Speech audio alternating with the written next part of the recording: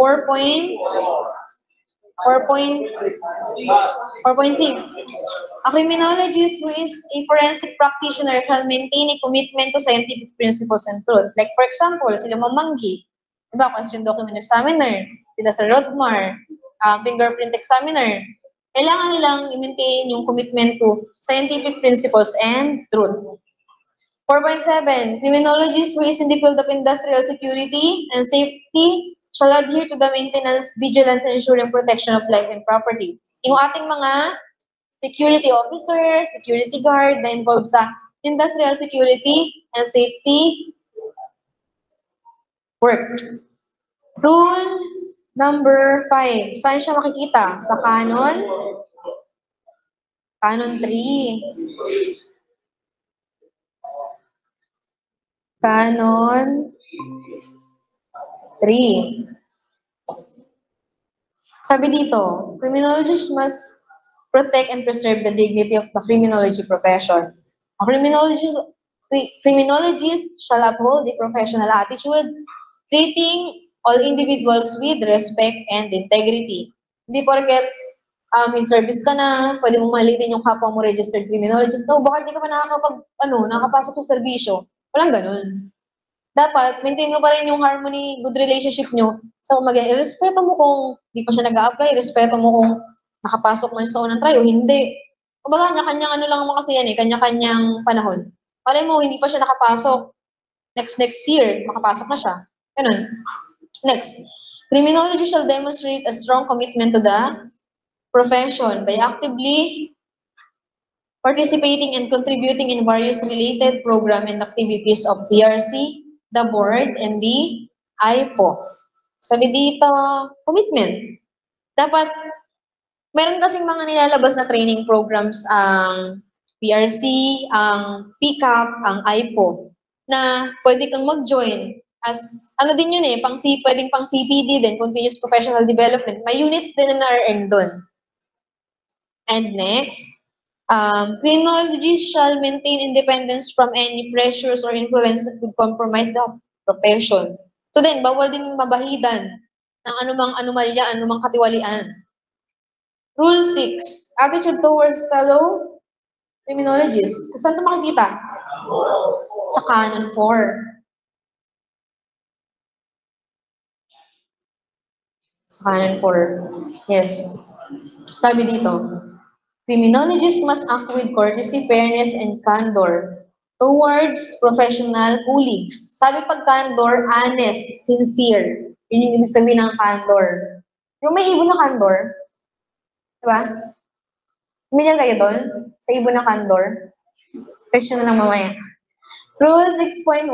A criminologist shall respect colleagues by recognizing one's expertise and contribution to the field. Like, for example, ayan, ang ating mga gentleman and gentle ladies ng krame, ang ating question document examiner, forensic chemist, ang ating fingerprint examiner, ang ating ballistician. Kumbaga, na-appreciate yung tulong nila as experts sa field na yun. Sana din sa tawag dito sa contribution sa pagiging registered criminologist. Kumbaga, yung member ng registered criminologist, nag-work sa ganito, sa krame. Ito yung field na part siya. Malaking ano din yun, kumbaga malaking honor yun pagdating sa organization na kinagbilangan as registered criminologist. Next, sabi dito, criminologists shall endeavor to collaborate with colleagues for greater insights and professional advancements. Ito, pwede din to sa pumasok sa CPD Kumbaga, sabi dito, professional advancement. Hindi ka lang mag-i-stick doon. Kung gusto mong magturo, syempre, enroll ka sa master's degree. Kapag natapos ang master's degree, continue ka sa PhD. Kapag naman assign ka sa krame as question document examiner, mag-start ka syempre sa mga trainings. And then, kapag question document examiner 1 ka na, mag-undergo ka pa ng mga trainings para mag-promote sa question document examiner, marami kang experience. Kumbaga, professional advancement. Mag-advance ka sa mga field kung saan ka belong, kung saan ka involved. Sa pagpupulis din, part ka ng organization. Diba, ano yung unang training ng PNP? Anong tawag doon? Yung ba yung BRC? Yes, BRC, di ba? Anong meaning nun? Yes, BRC? Basic Recruit Course. O, susunod sa doon. Yung BISOC. BISOC, di ba? BISOC. And then, ayun, kapag gusto mo mapunta sa Invest, kailangan mo mag-undergo ng criminal investigation course. Hindi ka pwede mag-investigator kapag hindi ka nag-undergo ng criminal investigation course. Next. Sana tayo? Rule 6.3 na ba? A criminologist shall communicate in a professional manner, refraining from the use of abusive, insulting, or offensive language. Siyempre, bawal talaga yun. Dapat mano ka makipag-usap. Kumbaga, chill lang na nire-respect mo yung kausap mo kahit na ikaw yung naunang makapasok sa service, ikaw yung nagtatrabaho sa ganito, ganun. Criminology shall refrain from undermining the maligning the honor, reputation, or professional work of fellow criminologists.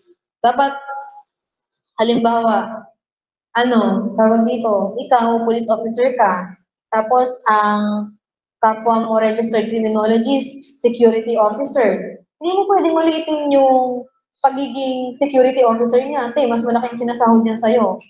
Hindi mo pwedeng maliitin, ay, ka lang, tawag dito, SO ka lang. Bakit hindi ka nag-apply sa sa PNP? Sa PNP, pogi ka. Marami kang benefits, in-field ka lagi.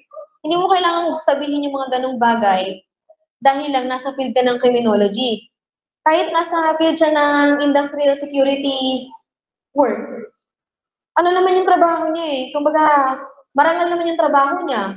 Sumasahod siya ng malaki pa nga sa sinasahod mo eh. Hindi mo kailangan magsalita ng mga ganung bagay. Kasi ang sakong common thinking ng tao, di ba? Pag criminologist ka, dapat police ka. Tingin sa'yo ng ibang tao, saan ka naka-duty? Kaka-graduate mo lang. Board exam ka pa lang, after ng board exam, pag nakapasa, saan ka naka-duty? And then, uy, ano yan? Ano yan? Ano yan?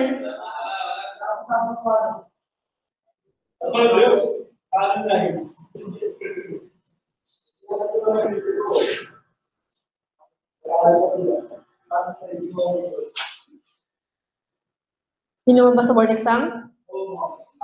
Oo, nabanggit nga niya yun sa akin eh. Okay, sana tayo. Rule 6.4. Ay, hindi. Tapos na. Sa rule 7 na tayo. Ha? Wala na sa canon, yes. Alam niyo kung ano siya sa canon?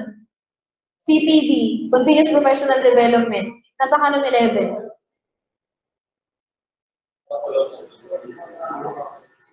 Hindi, sige, anuhin natin, papasukin natin para mas ma-accept yung belong siya sa CPD. Canon na itong canon 11.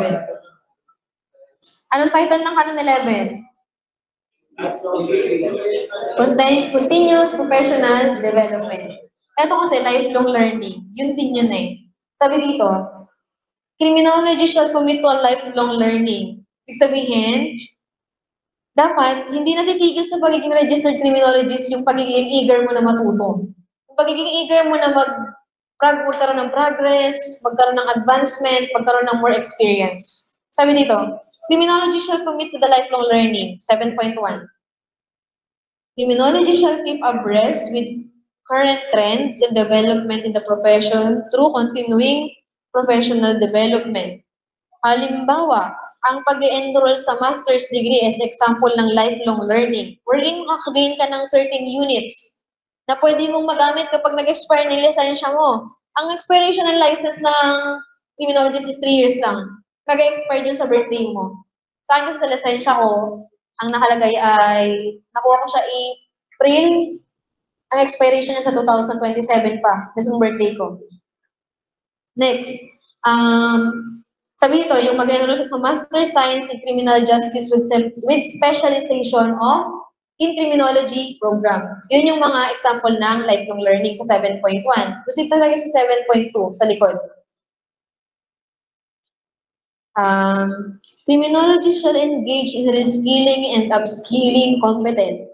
Pag sinabing reskilling, learn new skills. Pag sinabing upskilling, i-build up mo kung ano yung skill na meron ka. Halimbawa, sino yung dito, yung gustong pumasok sa sa field ng science. Like yung ballistician, fingerprint examiner, question document examiner.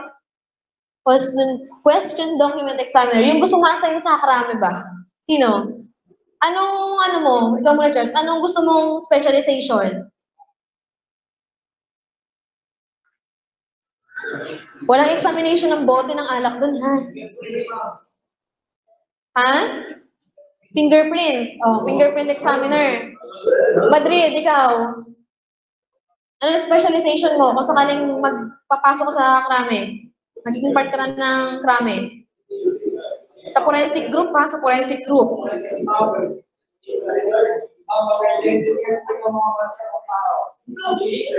Si bakla.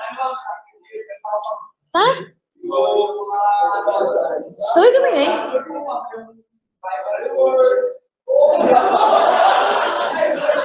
Si bakla.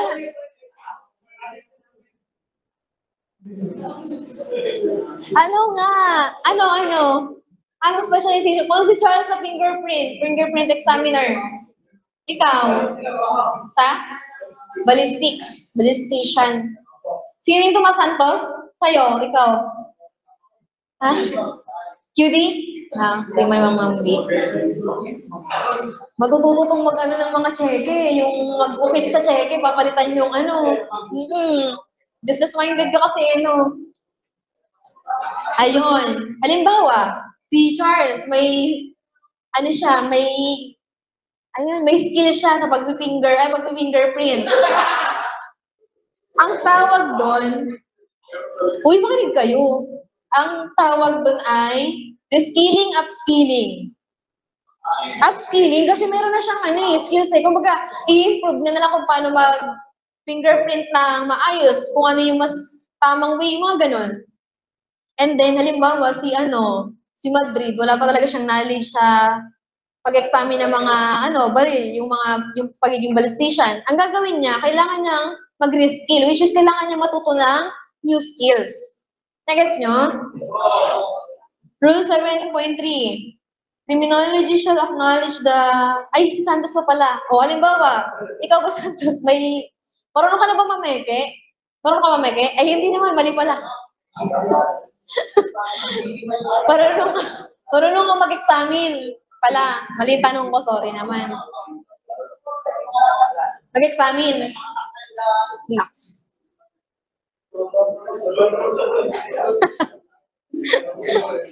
Okay na. 7.3 na tayo. Ang criminology shall acknowledge Huwag maingay. Tatapos na nga tayo eh. Kayo naman eh. Sabi dito, 7.3, ang criminology shall acknowledge the value of microcredentialing, commit to obtain specialized certification, and enhance expertise in the dynamic field of criminology and other allied disciplines. Sabi lang dito is, may mga schools na nag-o-offer, and also yung PRC para sa mga crime. Nag-o-offer sila ng mga training, seminars, wherein kapag natapos mo yon, bibigyan ka nila ng certificate and pwedeng madagdag sa name mo yung word na CSP, CSS. Nakikita niyo ba yun sa mga other professionals? Mga criminologists din. Mga lecturer, pansinin niyo, mag-search kayo ng mga famous lecturers. Si Sir Asta La Vista, si Sir Jason Espejo. I-check niyo, maraming trainings yun na in-undergo. Makikita nyo nakaano sa name niya, CSC ba yun? Tsaka, basta madami yun, i-search ko si Sir Jason Espejo. Next is, ang sunod ay chapter 3, the criminologist and the client. Rule 8, practice of profession. Siya makikita sa kabila. Canon 8. Sa Canon 8 na siya makikita. Punta tayo dito sa criminologists must practice their profession within the scope of the existing laws, rules, and regulations. 8.1. Criminology shall at all times observe fairness in dealing with clients. Ayan, halimbawa, police officer na kayo, or fire officer na lang. Fire officer kayo. Uy, magingay. Halimbawa, fire officer kayo, in terms of issuance ng fire safety inspection certificate and fire safety inspection evaluation, FSIC and FSEC. Yun yung ini-issue ng BFP pagdating sa mga business establishments. Hindi sila, halimbawa, once na inspection ng, halimbawa, business ni Santos Restaurant, pupunta si BFP officer, siya yung mag-examine ng mismong area ng restaurant ni Santos. Nakita niyang walang fire extinguisher. Nakita niyang walang fire exit. Nakita niyang walang proper ventilation. Yung restaurant ni Santos, walang proper firewall. Yun yung mga need na compliance na ibigay ni Santos o kaya dapat mapunan niya. And then, si BFP officer, sabi dito sa Rule 1, dapat, hindi porket, halimbawa, ang BFP officer natin ay si Tana, tapos, friend niya si Santos, kahit wala yung mga inspection ni Santos dun sa ni Tana sa restaurant ni Santos, hindi pwedeng releasean niya ng fire safety inspection and fire safety evaluation certificate si Santos dahil tropa niya, dahil kakilala niya, kasama niya mag-review. Kailangan ma-comply muna ni Santos kung ano yung mga requirements na needed. Walang fire extinguisher, kailangan niya magkaroon ng fire extinguisher. Hindi lang naman ang fire extinguisher, and ang fire extinguisher is nag-expire din. Next is yung proper ventilation. Wala din siyang fire exit. Kailangan niya ma-provide yun bago siya issuehan ng fire safety inspection and fire safety evaluation. Next, 8.2. Criminology is in the academy shall recognize the interest and welfare of both students and institution and shall deal with them professionally and impartially. Kung sinabing impartially, fairly. Nasa academy, sa teaching, dapat, kasi di ba kapag common lecturer, nagtuturo din sa school, like sila Ma'am Laguda, ay, mga school na matutunan sila, Sir Batausa. Ayan, may mga school silang tinuturuan din. Bilang isang registered criminologist, kailangan yung welfare ng both students mo sa institution, sa school na pinagtuturuan mo, at the same time sa mga review centers na pinupuntahan mo, pinagtuturuan mo, ay dapat na ma-recognize syempre and shall deal with them professionally and impartially. Kung bawal yung bias ka, kakilala mo yan, yung estudyante mo yan ng tapos mag-review center, favorite mo. Kung ganun. Next. Criminology shall employ the correctional or rehabilitation institution shall ensure that all persons deprived of liberty are treated humanely. Treated humanely. Ito yung sa mga ating mga jail officer sa BJMP. Dapat na yung mga PDL natin is dapat natatrato ng maayos, makatao ang pagtrato. Criminologists in the private exercise of the profession shall charge reasonable profession fees commensurate to the service rendered. Alam ko nag-post sa Searcha one time, ang post niya, nagtatrabaho ako para sa pera. Kasi yung mga nag-comment na ng mga art rings, may nakita ko comment doon na, let the paycheck be the... Sina? Kumbaga yung paycheck na marireceive, yun yung palit baga ng servisyo na pinrovide mo, yung turo na in-impart mo sa student, yung knowledge na binigay mo sa kanila. Siyempre, commensurate fee. Pag pro bono, sabi niyo ba, yung ibang mga lecturer, nagpo-pro bono eh. Nagpo-pro bono sila. And then, next, nasa na tayo? Rule 8.5, the criminology shall maintain the utmost confidentiality of the information, records, and cases handled regardless of the kind of service rendered. Confidentiality pa din. Next, malpractice of profession. Saan siya makikita? Canon 9. Canon 9. Malpractice of profession. Ibig sabihin ng mal-abuse. A criminologist must competently perform professional duties within the ethical and legal standards of the profession, which is yung code of ethics. And then, Rule 9.1. A criminologist shall refrain from any direct or indirect involvement in unlawful, dishonest, immoral, deceitful acts. Dapat hindi pwedeng ma-involve yung mga R-crime natin sa mga, pero nakakaano syempre, once na ang R-crime natin ay maging part na ng law enforcement agency, iba't ibang law enforcement agency, nakakalungkot na nai-influensyahan sila na mag-commit ng crimes, maging immoral, manloko ng tao, ganun. A criminologist shall refrain from using, abetting the use of any false, fraudulent, misleading, deceptive, undignified, and unfair statement or claim regarding professional qualifications or service. Ang meaning ng abet na word ay help to encourage someone to do something wrong or criminal. Kumbaga susulan. As registered criminologist, hindi ikaw yung dapat nagpapasimulo ng mga immoral conduct, ng mga wrongdoings. Bagkus, dapat ikaw yung maging model na sumunod sa mga dapat na gawin, sa mga tamang gawain. Bawal mag-falsify, syempre. Di mo tinutulungan na pekein ni ganito yung pirma ni ganito. Mali yun. Next. Criminology shall not assign or delegate in a contractual relation to non-criminologists in the performance of any professional service tasks that are exclusively within the purview of criminology. Siyempre, kanino ka ba makikipag-contractual? Dapat sa RCRIM lang din. Huwag sa sa hindi RCRIM. Diba? Paano kapag bookingan, illegal pala yung ginagawa nitong ka-contractual mo? Siyempre, yung profession mo, masisira. A criminologist in the government service shall not engage in any activity that may give a rise to conflict of interest. Criminology shall not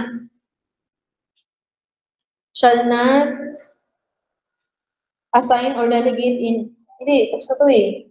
Criminology shall not engage in the practice of the profession with expired, suspended, or revoked certificate of registration, professional identification card, or temporary special permit. Sino Mopal, yung revocation na lumabas sa inyo sa board exam, dito ba yun sa canon? O sa RA 11131? Dito ba yun? Revocation of license, parang dito yata eh. Tama ba? Ha? May revocation kasi kayo binigay sa akin eh, nung nag-collect ako nung mga lumabas sa board exam, nung nasa Lucena tayo. Basta meron din revocation eh. Parang dito ngayon na siya, yata siya papasok sa Rule 9, Canon 9 eh. Sige, tuloy tayo. Bawal ka syempre nga mag-practice ng profession mo once na expired na yung lisensya mo, na-revoke yung certificate of registration mo, tsaka yung PIC mo. Yung kaninang pinakita ko sa inyo, yun yung PIC. Sa pick-up yun. Ay, hindi yung lisensya. Ang lisensya puti yun. Yung pick-up yun, yung pinakita ko kanina. Sunod. Criminologist who is disqualified to practice the profession shall not use the seal. Yung seal ng criminology, yung pin na sinusuot kapag OTK, yung badge, professional title RCRIM, certificate of registration, professional identification card, temporary special permit of a foreign criminologist. Pag hindi ka allowed mag-practice ng profession, huwag mo na gamitin yung badge, huwag mo na gamitin yung lisensya, huwag mo na gamitin yung certificate of registration, and anything na magli-link saan? Magli-link sa profession nyo. Kasi wala na eh, na-revoke na eh. Hindi ka na allowed mag-practice ng profession kapag ganun. Next. Criminology shall not abet. Again, pag sinabing abet, help or encourage someone to do something wrong or criminal. Sabi dito, criminology shall not abet, tolerate, or allow the illegal practice ng criminology by an unregistered or unauthorized person. Dapat ano ka? Dapat RCRIM ka. Next. Same din to kanina sa mispresentation ng fraudulent means eh, yung sa rule 9.9. 9.10 tayo. Criminology shall not impersonate another criminologist or holder of a temporary special permit in any of their dealings or transaction in an official capacity. Halimbawa, ako, gagayahin ko sino ba? Si Idora. Gayahin ko pirma niya. Gayahin ko yung mga, mga documents niya. Bawal yun. Next is sanctions and penalties. Saan siya makikita? Canon?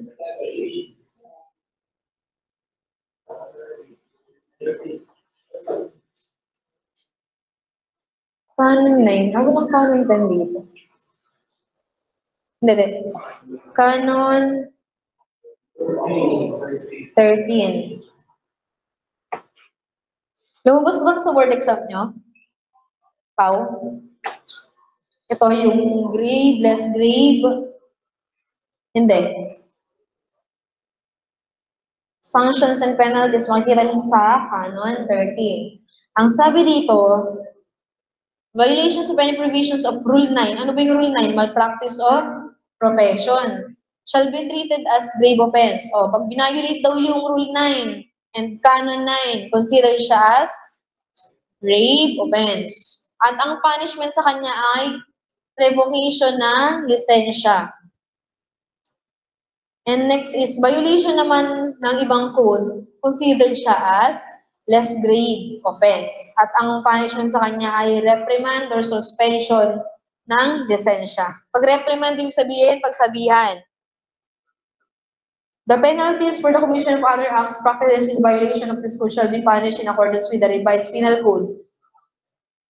May maingay, Republic Act 11131, Republic Act 6713, Republic Act 3019, and other special laws. For acts or omissions which merely require administrative sanctions, the applicable punishment provide for the rules and regulation promulgated by Professional Regulatory Board of Criminology and Professional Regulation Commission, administrative, investigative manual shall be applied. Sabi dito, ito yung naman yung sa amin, yung 2013 lumabas. Yung, 2023, February, effectivity of this code. Ito mismo yung nakalagay dun sa paper. Shall take effect upon approval of the Professional Regulation Commission duly recommended by the Professional Regulatory Board of Criminology and after blank following its publication in either official gazette or newspaper of general circulation. This no ba sa amin nung Feb 2023 CLE. Then, punta tayo dito sa malpractice of profession. Daanan lang natin tong Rule 9. Ito din yung kanina dun sa malpractice of profession. Wait, hindi. Okay na to.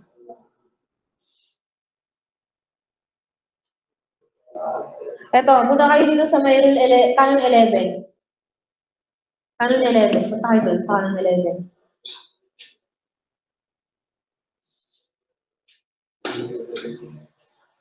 Canon 11. Canon 11. Sa may CPD. Ang title ng RA 10912 ay An Act Mandating Strengthening the Continuing Professional Development Program for all the regulated profession. Ulitin ko, sulat nyo. RA 10912, an act mandating RA 10912, yun nasa rule 2 ng Canon 11. An act mandating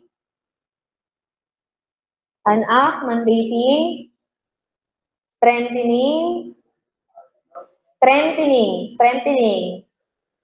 strength, tapos dadagdagan nyo lang ng ENING, strengthening, an act mandating strengthening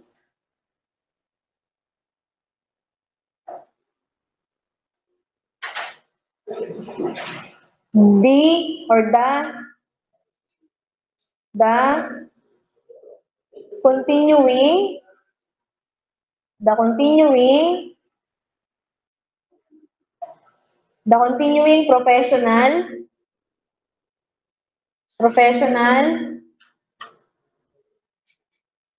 development program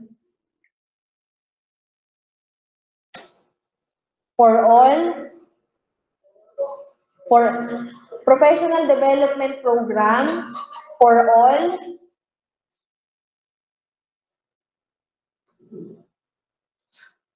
all regulated profession.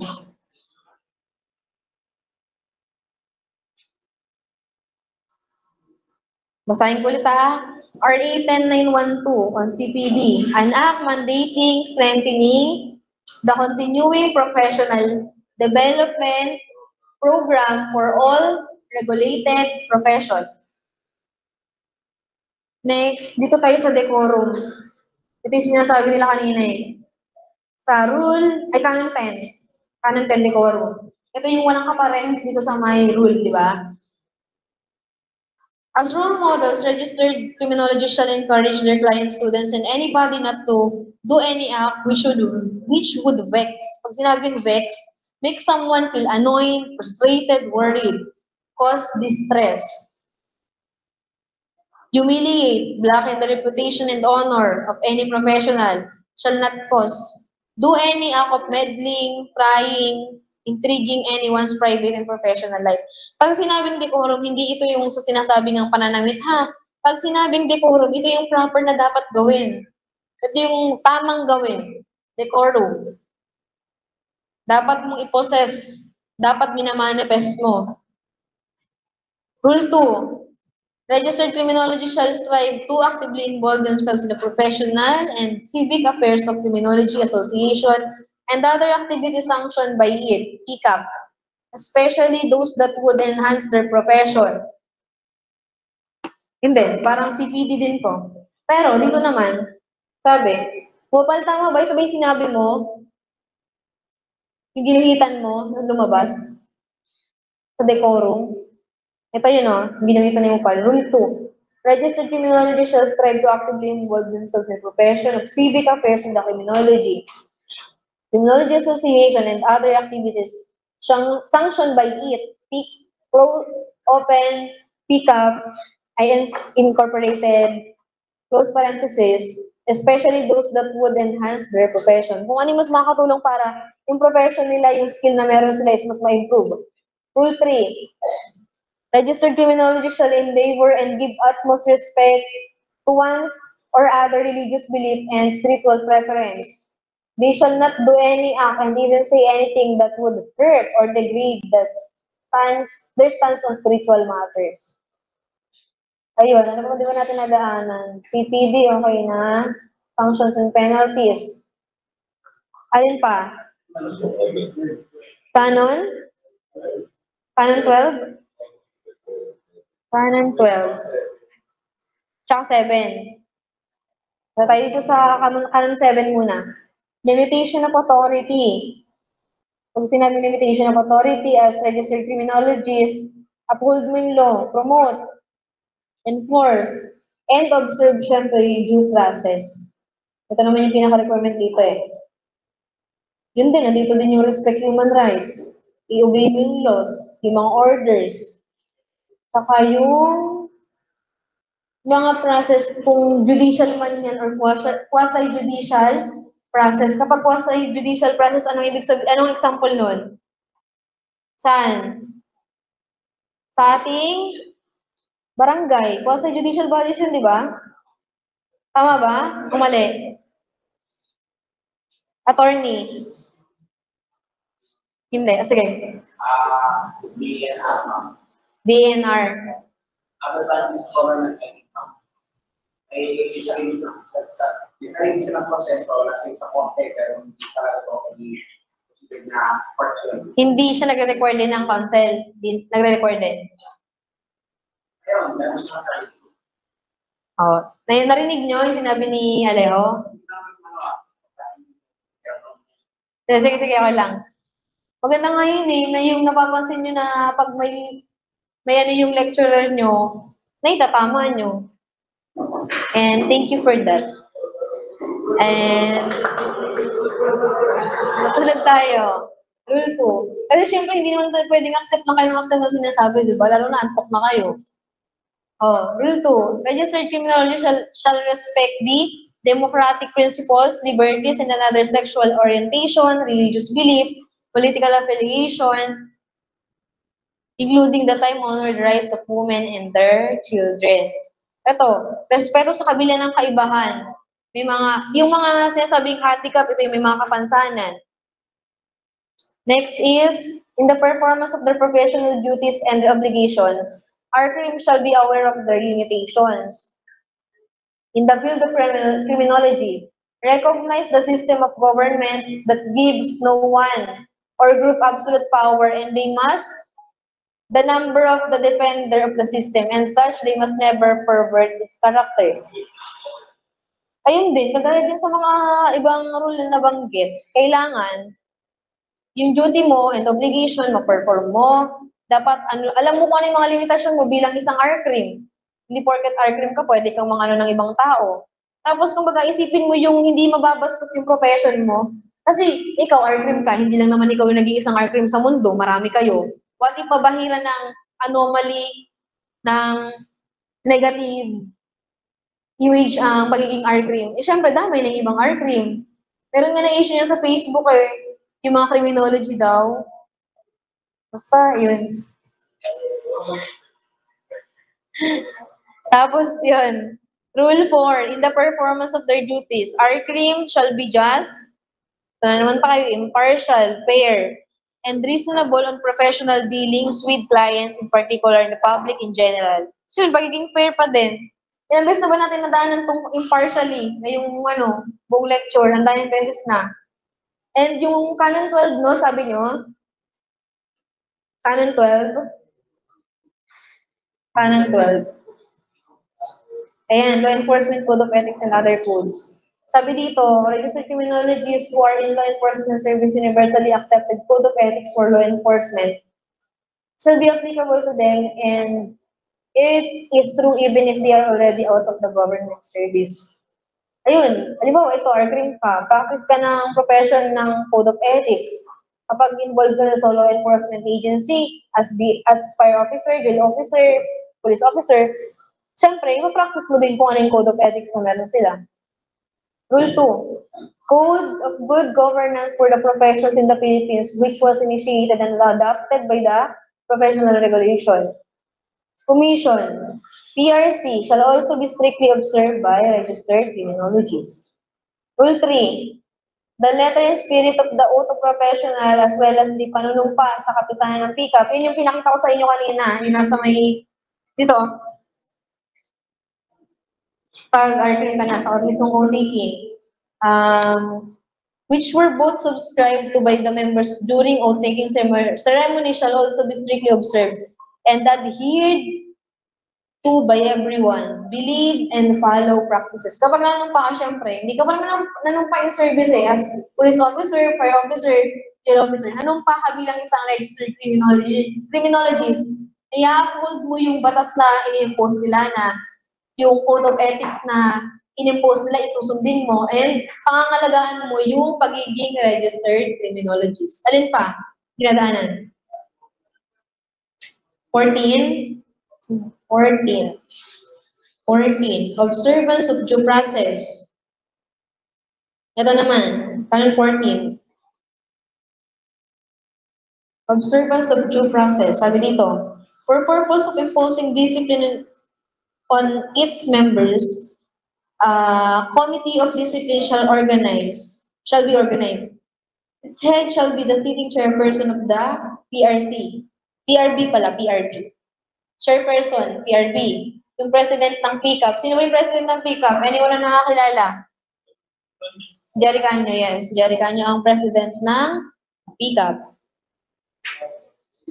As it member in the president of PIS, as the other member, the committee may appoint another member who would also serve as secretary with no voting power. Ito composition lang to ng Committee of Discipline sa Rule 1. Sa Rule 2 naman, before any member of the PICAP can be administratively sanctioned or penalized for violation ng code na to, said member shall be properly accorded with fair and lawful hearing. Siyempre, dadaan sa due process. Ang title nga ng Canon 14 natin ay due process.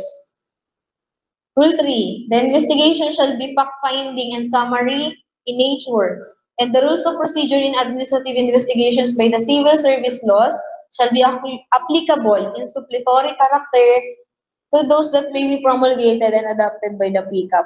Due process pa din. 4. Naduduling na ako. Before an aggrieved member can take judicial review, he or she may file admin appeal for the PRC whose administrative decision is final.